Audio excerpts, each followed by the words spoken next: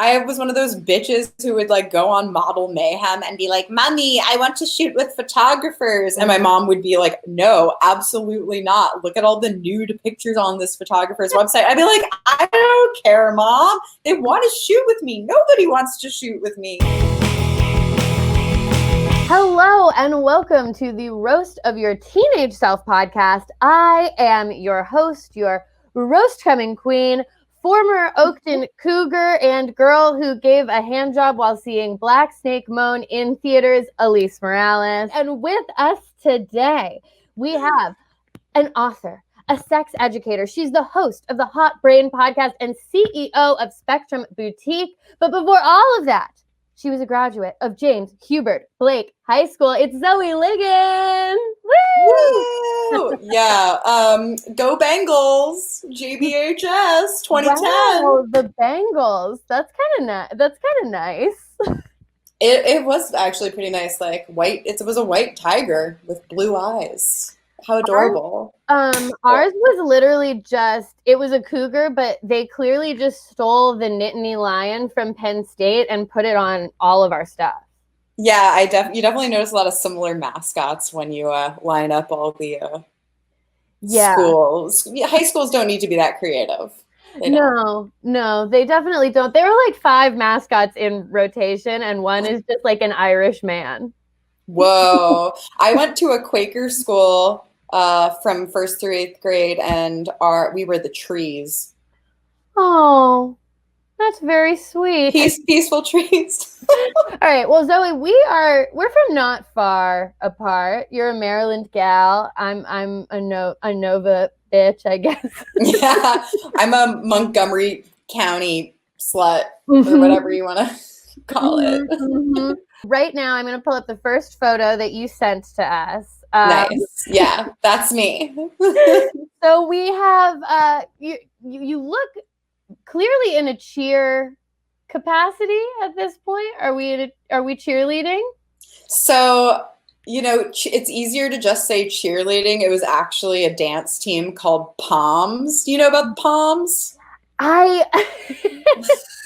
Okay, so cheerleading is gymnastics based, and Poms is dance based. So we didn't do any stunts. We just did like turns and jumps and leaps, and like cheerleaders would be out on the field or on the basketball court through the whole game, and we would be in the bleachers and then perform at halftime. Obviously, a huge difference. You were coordinated with the cheerleaders. Yes. As well. See, that's interesting because my high school had cheerleaders, and then we had a dance team. And the dance team like superseded the cheerleaders in popularness. Unfortunately, it was that way for us too. We actually, not to humble brag, we got 2nd place out of the 35 schools in Montgomery County my freshman and sophomore year, and then my 2 upperclassmen years. We got 1st place in the county. So we were hot shit, and I was popular because I was on dance team, but out of all the girls on dance team, I was the weird one who you would not invite to the parties. You know what I mean? Well, I think that's definitely demonstrated in the photo we're looking at here. Everyone was like, "Oh, Zoe." For the listeners, yeah, it's sort of there's like a demonic energy that's coming from the photo. Very scary. Are you texting on a flip phone? Yeah, I was actually just about to focus my attention on that next, because I believe that is the Voyager phone. That it was like it would open hot dog style. That I remember when that came out. That was a big phone. I felt like I had a mini computer. Little did I know smartphones were. I'm so thankful I did not have a smartphone in high school. My life would have been ruined probably. Yeah, my attention span from getting one in college is already fucked. But do you remember? I kind of miss like the waves of phones that would come through, where it was like, okay, one Christmas, everyone gets the Razor. I had a pink one. I had the pink one. And then the boys would get the silver one, obviously. Yeah, that's the more adult Razor. Like if you're like a businessman, maybe you have a Yeah, but if you're a thin little girl, you have to have a pink one. People who would like put it like this in our Sophie shorts. Yes. Do you remember those shorts where you would like one roll is like normal, and then like 2 rolls you're getting like a little scandalous. You know what I mean? Okay. Oh yeah, I mean, well, so my school also always had the fingertip length rule for short. Oh right. What if you have really long or really short arms? I have very short arms. My arms basically just reach my hips. So, I mean, it's so funny to me because I feel like now people talk about the high school dress codes kind of for what they are. Or at least there's more awareness of how they're like just policing young girls. But at the time, it was just like this menace that followed me all the time. I was always getting dress coded because I always, because I always wanted to wear skirts and stuff. And like, I was always getting dress coded. I think the most scandalous outfit I wore was probably my actual Palms uniform, because I swear to you, like, it would essentially be a mock turtleneck and long sleeves, but then the skirt is literally like anus length. And then you're just wearing little boy shorts underneath. The little turtleneck is cute, though. We've got sort of a more traditional cheer pick here. It's funny because at some point I certainly went through my Facebook and mass deleted and untagged. So this is a surviving relic. We took a lot of pictures in chemistry class. That was chemistry class. We had a very chill, hot teacher, and she was just very cool. She let us, we would bring our digital cameras to school back then. Oh, of course. You would slip your digital. Uploading my pictures to MySpace. Yeah, absolutely. Although I would say that was like the first or second year of me being on Facebook, probably. But like, I love that picture because I look like such a bitch in that picture. And I'm sure, like, it accurately represents my obnoxiousness. But when I look at this photo, I just see a girl who is trying so hard to fit in. Like, I was normal and preppy because I felt like such a fucking outcast that I was like, get the North Face, get the Uggs, just wear what everybody else wears, and then like you can just blend in. Did you at this point, were you like secretly alt, like under the table, like listening to different music? Animal Collective? Yeah, like that's exactly what I mean. Yeah, I would say my taste in music was like alt beginning my freshman year in high school, because I had like the guys I was crushing on had alt music taste. All the guys I liked were like potheads who would just like take photography class and just like chill in the dark room. They would like smoke weed out of Sprite cans behind the baseball field. And I was very straight edge. I would not have called it straight edge, but it was because of dance team, essentially. All the other girls on dance team were drinking and smoking weed, which is also why I was unpopular, because I was a rule follower. I did not want to break the rules because I didn't want to get kicked off of dance team. And like girls would be coming to practice hungover all the time. And I was like, oh man, I was like, I wish they invited me to the party, but at least I'm not hungover. So who was your crew at this time? Like, were you hanging out? So just kind of like, no, absolutely nobody. I dated a man, or I guess he was a man by the end of the relationship, but I dated a guy who was 3 years older than me and also went to my high school. He was incredibly emotionally abusive, and I spent all my time with him.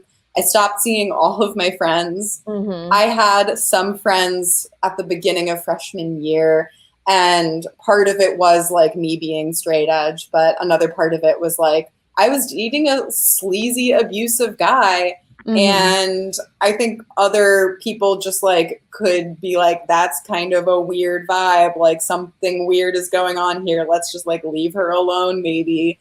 Yeah, because I think teenagers have a hard time recognizing why something doesn't feel right. So they're just looking at a relationship and they're like, there's something weird about that guy, or just like, I don't like her boyfriend, but not realizing like, oh, this is actually a bad man. We need definitely to intervene in his presence in our world. Yeah. How did you meet him and get was he like hanging out with just the other stoner guys, or? He knew some of the girls on dance team who were upperclassmen, upper class people. I don't know how you would make that gender neutral today. An upper class person.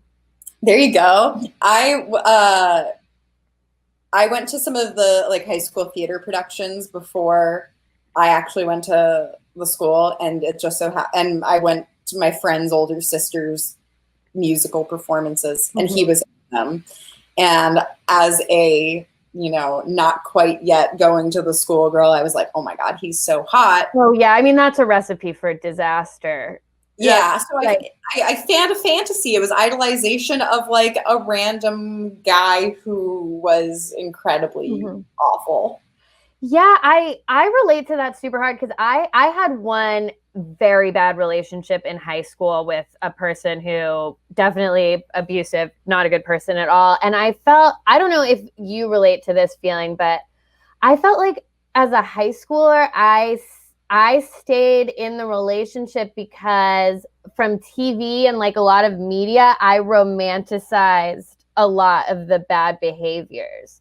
Like oh my God. Yeah. Like the erratic like push and pull of being in like an abusive relationship where someone's like throwing you down and then lifting you back up and like doing all of that stuff. I was like, oh, I'm on the OC. Like this is like I'm Marissa Cooper. It's happening for me. You're doing my job for me. Honestly, half of the people who I talk to who are like, why is my relationship so boring? Just need to hear that. I myself, I would say I only broke the cycle of abusive relationships. Not every single relationship was abusive. The non-abusive ones were so boring, or healthy rather, that I would end them.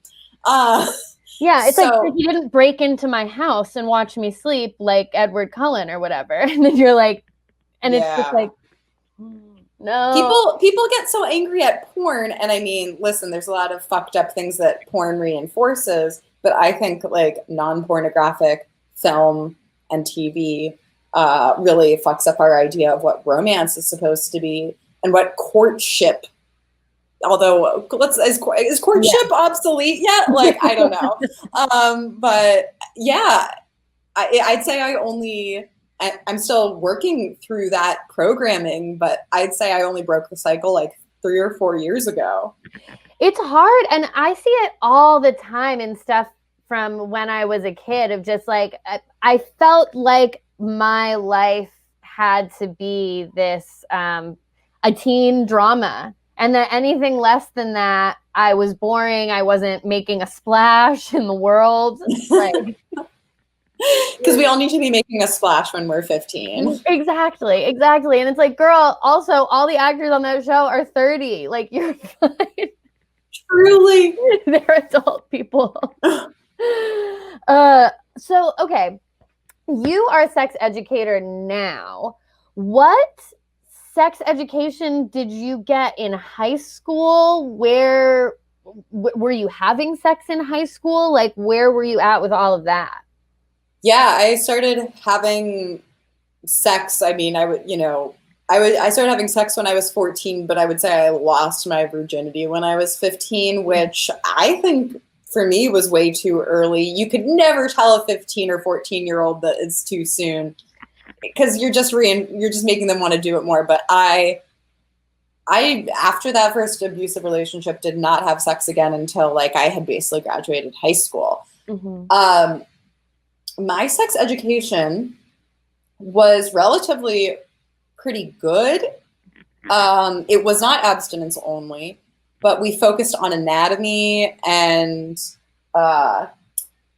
reproduction, not pleasure. Like we might have even talked about masturbation, but I know for a fact that there was no discussion of stuff like the G-spot or just like sex education that's truly practical. Like obviously even the most progressive sex education is not going to say, here are some nifty moves for touching your clit. Like, they're just never going to say that. They're never going to say that. But let's get back to Right. Me. We're making fun of me. I forgot. Okay. So you've got this boyfriend, you're floating not really between crews. What else are you into at this time? Is dance team kind of your whole life, or are you doing the plays, anything like that? No time for anything but dance. I not only had 2 hours of dance team every day after school, but at least one of my classes in the daytime at school would be dance, because it was like a magnet school for arts. And wow. So I would, like wake up, get to school at 7 a.m., sweat and unsweat at some point throughout the day for dance class. And then it was time for POMs. And that was literally every day for 2 hours. I had no social life outside of POMs for that reason. Mm-hmm. But also, I just it was school, dance, homework, bed. That was all I did. Kept me busy. I had a shit home life at the time. Mm-hmm. I like hated dancing for 2 hours a day. I injured myself from it a lot. My body is like, I have angry joints as an adult, Yeah. But kept me out of the house. And I'm just a high energy person. Like, I have to move every single day. And that was how I fucking made the time go by. Was the dream like, okay, I want to go be a dancer? Or was it really just like, you know what? I just need to focus on this because I don't want to be in the house, and there wasn't like a future goal to it? I wanted to be a dancer. I wanted to be a rockette, although out of all the dance things, that would probably be my last choice today, because it's the most militant and robotic shit ever. But I was really good at specifically kick line, which was a section in POMs. We did kick line. I was really good at it, so I was like, I should be a rockette. So glad that did not happen for me. I was just like not good at dance. I trained really hard, but I had no natural talent. Like, I was not naturally built. I do not have a dancer's body. And yeah. That's super interesting. So were you aware at the time, were you like, you know what, I'm actually not really excelling at this? Or were you like, no, I'm going to make it, Rockettes, here I come? It was a slow descent into reality of like, just like with the NBA, like very few people make it. And I actually had an uncle of mine who is in showbiz be like, you're not going to just give up on that dream. And I was just like, all right, fuck you. Okay. And then I think it was junior year, I was taking AP psychology, and I just fucking loved it. I was like, I love people's brains. I love the human brain. It's also fucked up. I love it. And then psychology was the goal, and that's what I went to college for. Okay, so because my school had AP Psych as well, which I didn't take, but I remember that being like a common experience. Like, some kids who took it just really took to it. Was it just the subject, or was there like was there an inspiring teacher involved? Or I mean, the teacher was pretty inspiring. He was like a very old Jewish man who kind of always had a twinkle in his eye. He'd be like, Today's episode of the Roast of Your Teenage Self podcast is brought to you by Candid. You know all those things we'd love to do for ourselves but haven't done for whatever reason? For me, I always wanted a straighter, better smile. Fun fact about me, I never had braces in high school. I never got to have that day where you show up and your braces are off and everyone's like, oh my God, she's so beautiful. She looks amazing. I never got to have that. But thanks to Candid, straightening my teeth is simpler, easier, and more comfortable than ever. Candid clear aligners are comfortable, removable, and practically invisible, unlike braces. So you can transform your smile without anyone noticing. So yeah, I won't get that big, beautiful swan moment at the end of my Candids, but I just feel like wire braces on a 30-year-old woman isn't exactly the look that I'm going for. Plus, your treatment is prescribed and monitored remotely by a licensed orthodontist who's an expert in tooth movement.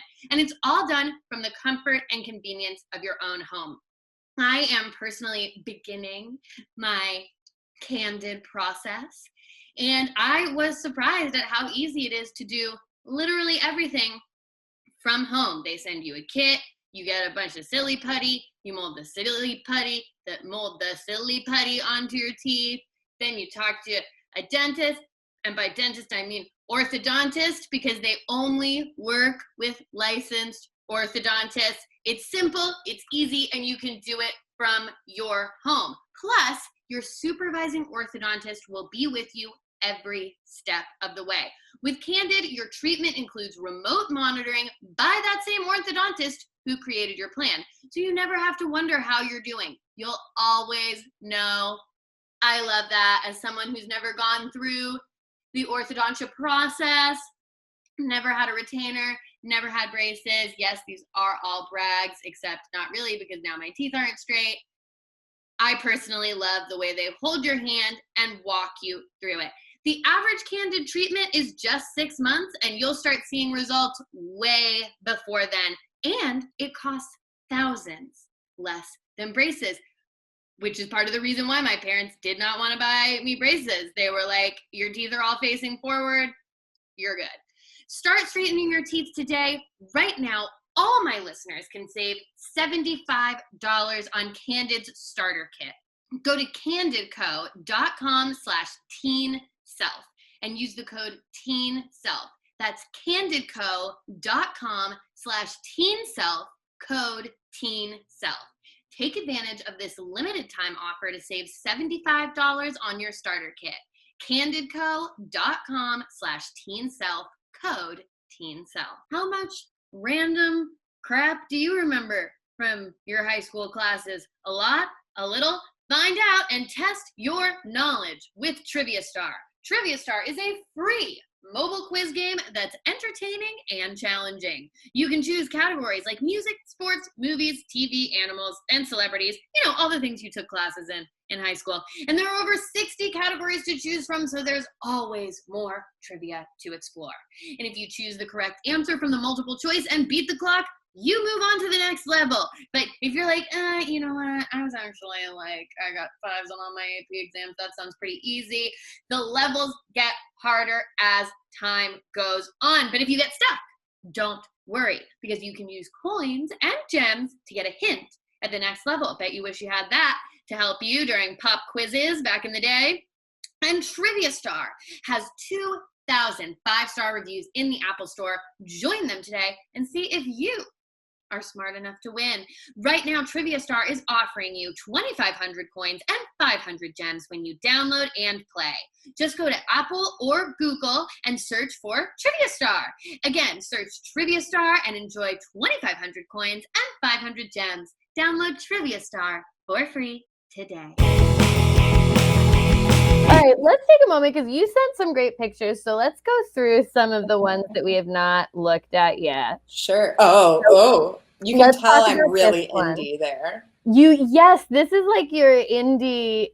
This feels very different stylistically to me than your cheerleader years. Well, it was shot on a DSLR. Can you tell? Wow. First of all, why am I wearing white shoes? That's so annoying. Second of all, that dress was definitely from Urban Outfitters. I think that coat was like some fake Urban Outfitters shit though. Anyway, this was the old, I think that's that bridge between Alexandria and DC. That's in Foggy Bottom, Georgetown, DC right there. And that was I used to hang out with this like skater boy who I remember we met from the internet. I completely forgot about this. And we met off of MySpace. And you know when someone's just like super hot on the internet and you meet them and you're like, oh, no. It was one of those hangouts. The first time that happens to you when you're a teen and you're like, I've heard tell of this, but I never I never thought I would be fooled. No, it was like I hadn't even heard any like online dating story. It wasn't even like online dating. It was just like, ooh, like we have mutual friends on MySpace or something. Hey. Anyway, he took me to this. This was the old on-ramp bridge for that bridge that's behind me. Mm-hmm. And I took my girlfriend back there and we took like artsy photographs of each other. Mm-hmm. This was probably my senior year. I tried to give you like a wide range of teenage years. Like those other two were like more 14 and 15. And this is definitely like 17 or 18 here. So were you like a photography girl? And kind of. You know what I mean? Yeah, I mean, like I eventually did take darkroom photography. I took photo in college too, so I guess yes. I always loved taking pictures. Mm-hmm. It's kind of sad how the smartphone also replaced that because it was a very intentional decision. Like cameras used to weigh like 5 pounds if you had a nice lens like this camera, or it was like you had to have a bag with you if you wanted to bring your camera. Well, so it was this intentional, like, we're going to go take photos today. Like, yes, I remember my really close friend from high school, Chelsea, was in the photography classes, which like I could never take the fun electives because I was always doing like drama. That was it. That was my whole life. Drama. But she was in photography, which number one meant that we could go in the dark room with her, which was like the coolest thing in the entire world. Yeah. And number two, she would sometimes be like, okay, I have to take pictures for my photography class. And I still have some photos of me like in like black and white, but she like colored my dress in red and I have a rose and I'm like in the like pond area across the street from my house, and it made me feel, I was like, I'm a model. It made me feel like the most gorgeous person in the world. I felt that way as well. I really wanted to actually be a model, but I had the face, not the body. See a reoccurring theme? My body just disqualified me from everything. And I'm sure that felt good for you. No, it was literally like I was one of those bitches who would like go on Model Mayhem and be like, "Mommy, I want to shoot with photographers." And it was like a very sketchy way of shooting pictures. Mm-hmm. And my mom would be like, "No, absolutely not. Look at all the nude pictures on this photographer's website." I'd be like, "I don't care, Mom. They want to shoot with me. Nobody wants to shoot with me." This photo was actually, same friend took this picture as the last one. I guess a good way of summing up my friendships were like, yes, I was a floater, but after sophomore year, I rekindled my close best girlfriend, Abby, who is still my best friend to this day. I had a lot more like one-on-one friendships, never had a friend group, but it was just a lot of one-on-one hangouts. This was, I think, on the 4th of July, which in DC, as you know, they do the big like National Mall celebration. Yeah. To me, the 4th of July was always just like, have a picnic day. Obviously, we now, it has a different meaning as adults. But really nice in DC on the 4th of July. Now it's a different situation. Not so much. Yeah. We did a road trip all over Maryland, and we found the first Washington monument. Again, Washington is no person I wish to have a monument for in this country, but it was the original one before they built the big penis in Washington, D.C. So we were there, and again, I was trying to be so cool and indie. Although here I'm rocking like some unique thrift store finds as opposed to Urban Outfitters. So I was getting a little bit more with the program. I was like, thrifting, that's a thing. Okay. Yeah. You're discovering like, okay, what Urban Outfitters is trying to make it feel like I did this. Yes. Yeah. Oh my God, that should just be Urban Outfitters' new slogan. You paid a lot to feel like you thrifted. Oh, this one, you're in New York City, going to the Rockettes, perhaps? This was the first year. This was like my first year in college. I had moved to New York. I went to Fordham University. Mm. I think I was on my way to the West Indian Day Parade, which is my favorite annual thingy in New York. I was very inappropriately dressed for the weather. I was wearing a fucking sweater. It was a hot ass day. But I just love how, like, I look like a baby. And You look really, like, I feel like you look younger in this picture than you look in some of the ones like where you're actually younger.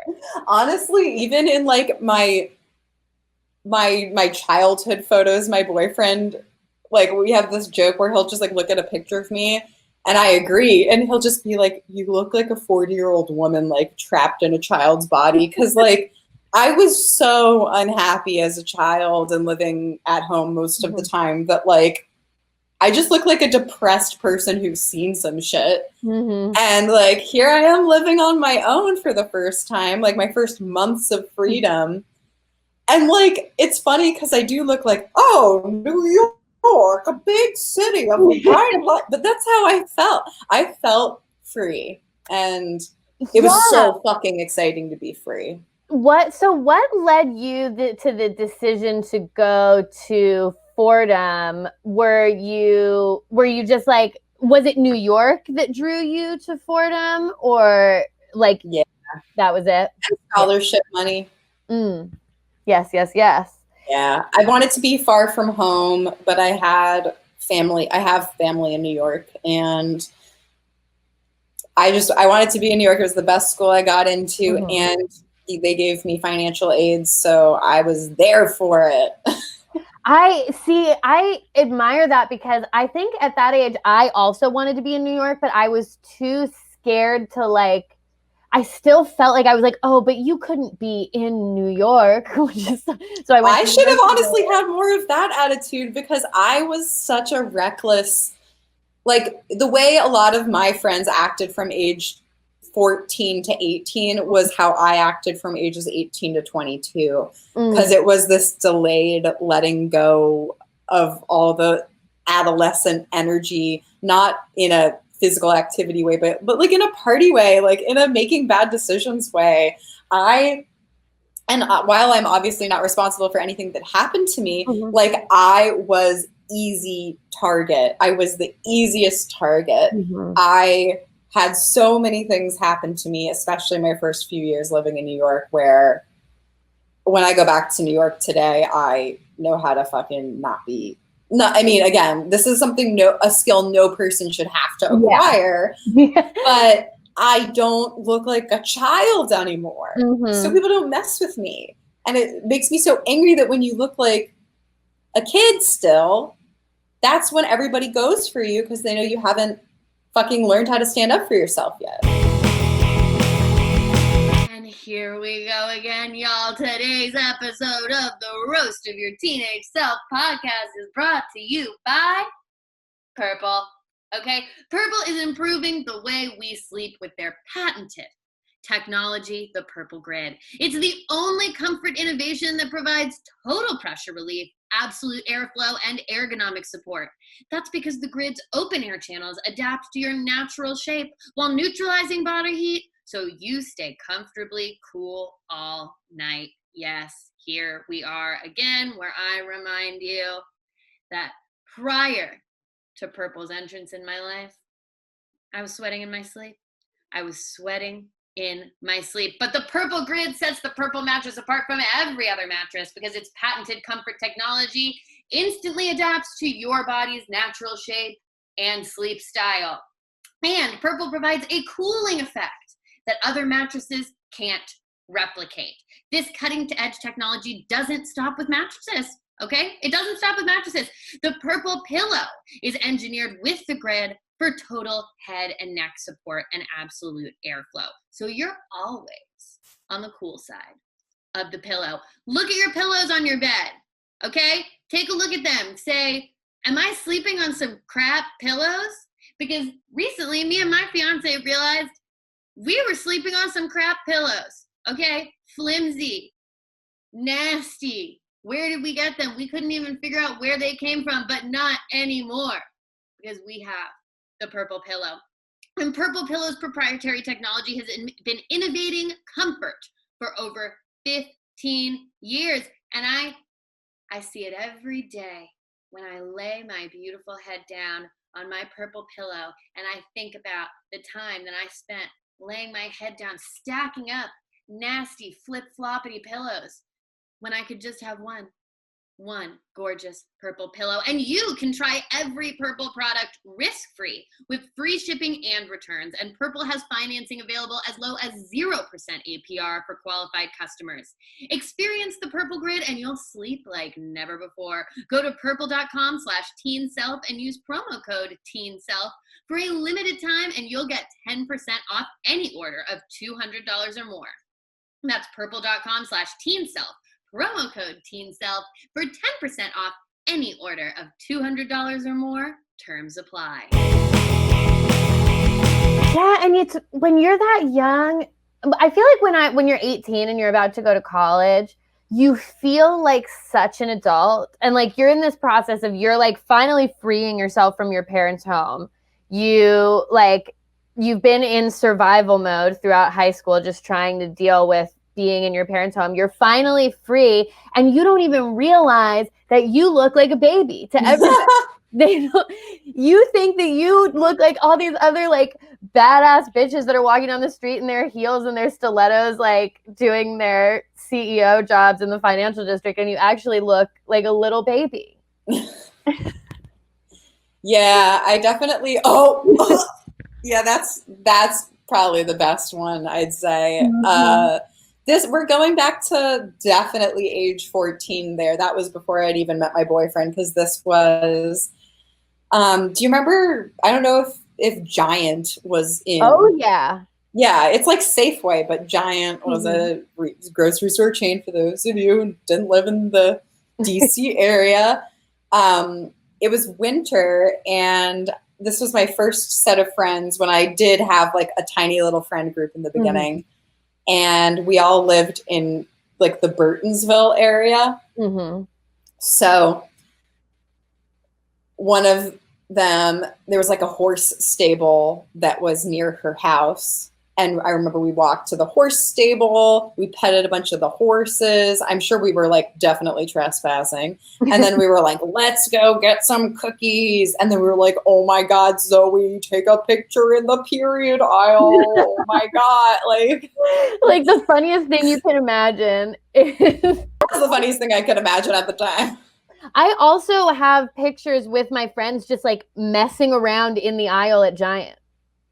Fuck yeah, Giant was truly lawless. It literally, oh my God, I remember like, I remember they had like a toy aisle, and there was this one year that they had these Barbies that they were storing in the toy aisle that you could record on the Barbie for it to say stuff. Oh, what did you do? All my friends found that out. Like, we would go to Giant every day and have the Barbie just be like, ass. Like, honestly, that's pretty funny. And if I was at a store where you could pre-record something, I would expect nothing less. Right. My version also. So that anyone can do it? Anyone can record on the Barbie? Mattel. I'm going to say ass. They should know better by now. Okay, Zoe, this has been amazing. I think I had fun to the end here. So I like to end every episode by asking, if you could give a message to teenage Zoe, if you could tell her anything, what would you tell her? God, that shit makes me want to cry. You are safe, and you will be free, and you don't have to prove anything to anybody, and you will be independent one day. That's beautiful. Yeah. Teenage Zoe, you are safe, you are free, and you will be independent one day. And you don't have to prove anything to anybody, which I think is a huge feeling throughout. I was so obsessed with getting permission from people to do anything that I wanted to do, like to be in New York or to say I wanted to do a comedy or entertainment. Like I was so nervous to say I wanted to do those things. Yeah, I think I still am learning a little bit, and I'm 28 now. There's coronavirus, but I would be doing my 10-year high school reunion or whatever this year, I think. I guess it's been exactly 10 years since I graduated. And I don't know where I was going with that. I just think it's an interesting milestone. I feel like being so close to 30 is just exciting and not scary, and I am excited to get more wrinkles on my face so I can be like, look how wise I am. God damn it. I've seen some shit and I'm not a child with an old person stuck inside of them anymore. I'm actually just an older person now. Well, Zoe, it was amazing to have you on the podcast. It was great talking to you. And you too. The best concept for a podcast ever, if you ask me. I'm so glad. Yeah. I'm glad that this worked out and that we could connect online. Absolutely. And for everybody at home, this has been the Roast of Your Teenage Self podcast.